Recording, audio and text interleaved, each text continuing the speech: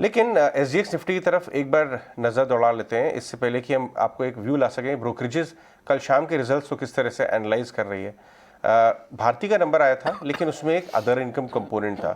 बाजार परसों ही 5-6% चला दिया था स्टॉक को ऑलरेडी।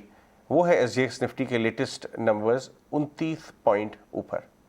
थोड़ी देर में निकुंज भी जुड़ेंगे हमारे साथ अपना बाजार का व्यू लेने के लिए, क्योंकि बाजार ने कंफ्यूज तो कर दिया कल।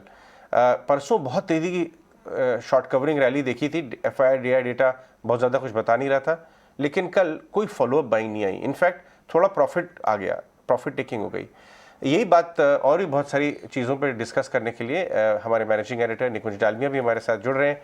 निकुंज, गुड मॉर्निंग।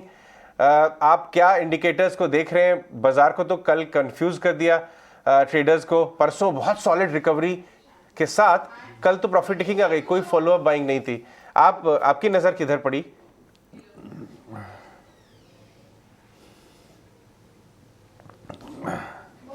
अजय, सबसे पहले तो मैं देख रहा हूँ कि आप एकदम दिवाली मूड में हैं, प्रियंका भी दिवाली मूड में है, तो मेरी नज़र है कि आप लोगों को पहले कॉम्प्लीमेंट करूँ कि आप लोग बहुत दिवाली अटायर में अच्छे लग रहे हैं। मगर अजय देखिए, आज जो बाज़ार है, क्या एक पूरी तरह से वाइब्रेंट, क्या आज का बाज़ार एक प्रकार का 100% पार्टिसिपेशन का बाज़ार रहेगा, एक बोलना बहुत मुश्किल है। एक इस समय माहौल दिवाली का है, इस समय माहौल एक उत्साह का है, इस समय दिवाली के बाद एक लंबा वीकेंड आ रहा है। तो I will not be surprise that the average HNI investor और the real level of participation in the market in next couple of days में स्लाइटली भी थोड़ा सा धीमा। मगर शेयर बाज़ार ट्रेड करेंगे, अगर ट्रेड करेंगे तो प्राइसेस ऊपर नीचे जाएंगे। तो किन पॉकेट्स पे नज़र रखनी चाहिए? पहले बात करते हैं कि सबसे इम्पॉर्टेंट 2 नतीजे जो आए थे उनमें कौन सा इम्पॉर्टेंट है और कौन सा कौन नतीजों की बात करते हैं। सबसे पहले बात करते हैं कौन सा नतीजा इम्पॉर्टेंट है और कौन सा नतीजा इस समय मार्केट के लिए एक प्रकार का मार्गदर्शन हो सकता है। और अजय, मैं बोलूँगा state bank of India. State bank of India इसलिए इम्पॉर्टेंट है because state bank of India एक रैंक्ड आउट परफॉर्मर रहा है। मैं एक अंग्रेजी में कहावत बोलता था that who says elephants can not dance. State bank of India के स्टॉक परफॉर्मेंस को इस साल देख करके हम ये बोल सकते हैं that elephants can also dance. जब कोविड हुआ था तो लोगों को लग रहा था भाई स्टेट बैंक ऑफ इंडिया की बैलेंस शीट का जो खड्डा है और बड़ा हो जाएगा, बिकॉज वो NPA रिकवरी, उनकी कॉर्पोरेट सेक्टर के चैलेंजेस थे और उसके ऊपर कोविड हो गया। मगर स्टेट बैंक ऑफ इंडिया ने क्या डेमोन्स्ट्रेट करा दैट उनकी NPA की जो साइकिल है वो उनके वह ख़त्म हो चुकी है। उन्होंने कंजर्वेटिव लेंडिंग करी है जिसकी वजह से उनके पास इस समय काफ़ी स्ट्रेंथ है और कोविड में मॉरिटोरियम की वजह से उनको बड़ी मार नहीं पड़ी थी। मार्केट को शायद इस बार का एहसास हुआ और इसीलिए स्टेट बैंक ऑफ इंडिया का जो स्टॉक है इस साल 60% से भी ज़्यादा ऊपर है and it has done massively better than what other banks have done. तो स्टेट बैंक ऑफ इंडिया को लेकर के जो NPA की कंसर्न्स थी कि भाई NPA कितना होगा, राइट ऑफ कितना होगा, रीस्ट्रक्चरिंग कितनी होगी, वह सब आंकड़े अब पीछे है। पहली बार मैं ये बोल सकता हूँ कि स्टेट बैंक ऑफ इंडिया के जब रिजल्ट्स आएंगे तो लोग NPA से ज़्यादा ग्रोथ और मार्जिन्स जानना चाहेंगे, शायद वह फोकस में रह सकता है। ये नंबर शेयर बाज़ार के मिडिल में आ सकता है। शेयर बाज़ार नॉर्मली जब खुले रहते हैं, चालू रहते हैं, 2 या 2:30 बजे के आसपास आते हैं, तो आज एक नतीजे इम्पॉर्टेंट हो सकते हैं। स्टेट बैंक ऑफ इंडिया के अंदर और एक इम्पॉर्टेंट मुझे लगता है कि कुछ सेंस आएगा कि वो SBI म्यूचुअल फंड को लेकर के क्या व्यू बनाते हैं। इस समय बिरला म्यूचुअल फंड की लिस्टिंग हो चुकी है, रिलायंस म्यूचुअल फंड जो निपॉन म्यूचुअल फंड बन चुका है, दूसरा है UTI लिस्टेड है। सो इंडिया की सबसे बड़ी AMC इस समय लिस्टेड नहीं है।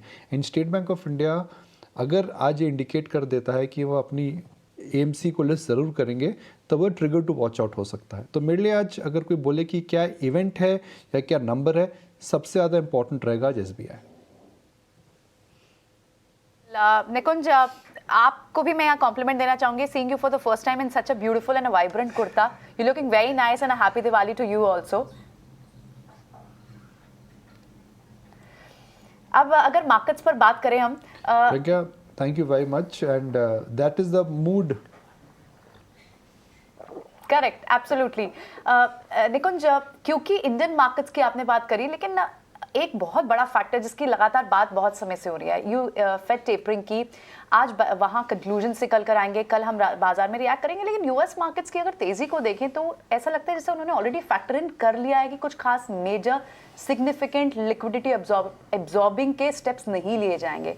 आपका क्या व्यू है इस पर?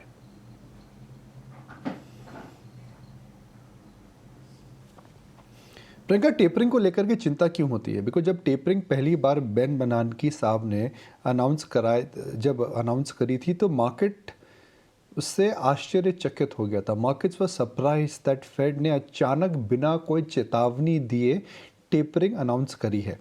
तो मार्केट को शॉक लगा था और जिसकी वजह से शार्प एडजस्टमेंट हुआ था। अगर इस समय मार्केट को फेड ने काफ़ी समय दिया है कि भाई यह हम एक प्रकार की नीति फॉलो करेंगे, हमें टेपरिंग करनी पड़ेगी, हमें इंटरेस्ट रेट्स को नॉर्मलाइज करना पड़ेगा। अगर ऐसा एक मार्केट को अब चेतावनी और टाइमलाइन के साथ बता के कुछ करते हैं तो मार्केट हमेशा स्टॉक्स और प्राइसेस को एडजस्ट कर लेता है। Markets are always forward looking Priyanka. और जब स्टॉक्स में हम बड़ा मूव क्यों देखते हैं प्रियंका? हम बड़ा मूव इसलिए देखते हैं कि भाई कंपनी के जो नतीजे थे बहुत अच्छे होते हैं, मार्केट एक्सपेक्ट नहीं कर रहा था तो स्टॉक ऊपर चला जाता है। अगर मार्केट नतीजे अच्छे एक्सपेक्ट कर रहा हो तो खराब आते हैं तो स्टॉक नीचे चला जाता है। Surprises always lead to sharp price action and reaction. If Fed announces tapering, I think markets will not be surprise because markets को पता है कि वो टेपरिंग आ रही है। आने वाले समय के अंदर हम जानते हैं कि थोड़ा इस समय जो लिक्विडिटी का फ्री फ्लोट है उसमें थोड़ी गिरावट ज़रूर आएगी। तो मेरे को लगता नहीं है कि उस मुद्दे को लेकर के इस समय मार्केट के अंदर ज़्यादा कंसर्न है। पर फेड की कमेंट्री से जो हमें वर्ड्स जिन पे फोकस करना है वह रहेगा उनका view on inflation. Fed maintain कर रहा है कि inflation is transitory. If inflation is transitory that means commodity prices में ड्रॉप आएगा और एनर्जी प्राइसेस में ड्रॉप आएगा। मगर अब फेड बोलता है कि भाई इन्फ्लेशन चैलेंज है तो वह एक नया डायनामिज्म है और वह अगर इन्फ्लेशन की वजह से कंसर्न रेज करते हैं, उनको लगता है कि इन्फ्लेशन की वजह से अगर प्रॉब्लम आ सकती है तो वह फैक्टर शायद इस समय मार्केट को थोड़ा पजल ज़रूर कर सकता है। निकुंज, एक और मुद्दे पे आपसे एक व्यू चाहेंगे कि कल हमने देखा सेंचुरी प्लाई के नंबर्स में 40, 50, 70% तक का इंप्रूवमेंट आया और सेंचुरी हमने होम इंप्रूवमेंट पे काफ़ी बातचीत की है, अब वो नंबर्स में दिखना शुरू हो गया है। उसी को अगर आप लिंक करें, कल एनबीएफसी स्टॉक्स जो कंज्यूमर फाइनेंस टाइप के स्टॉक्स हैं वो बहुत जोर से भाग गए थे। दीपक पारेख जी की कमेंट्री से रियल एस्टेट एक्टिव हो गया था, 2-3 दिन से चल रहा है। तो ये होम इम्प्रूवमेंट / कंजम्पशन टाइप का जो पूरा यूनिवर्स है स्टॉक्स का, वो बाजार से थोड़ा एक अलग ही चाल पे चल रहा है। आपका कुछ राय इस पे?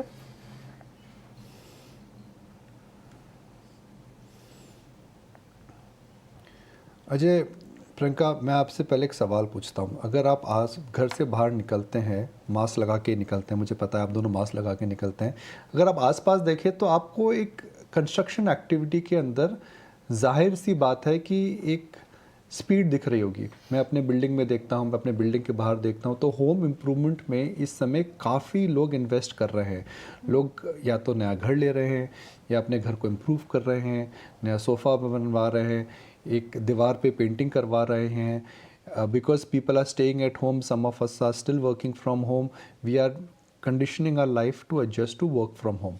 तो एक वेल्थ इफेक्ट क्रिएट हो चुका है इस समय, क्योंकि मेजर सिटीज़ में एक प्रकार की फील गुड फैक्टर वापस आई है, जॉब क्रिएशन हो रहा है। बैंगलोर जैसी सिटी जो आईटी डोमिनेटेड सिटी है, वहाँ पर तो एक सॉलिड वेज इन्फ्लेशन और जॉब क्रिएशन हो रहा है। तो अगर फील गुड फैक्टर वापस आता है, अगर वेल्थ इफेक्ट वापस आता है तो लाइफस्टाइल को अपग्रेड करते हैं। तो lifestyle upgradation cycle I think in India has started. एक बहुत बड़ा ट्रेंड है और एक मल्टी ईयर ट्रेंड है।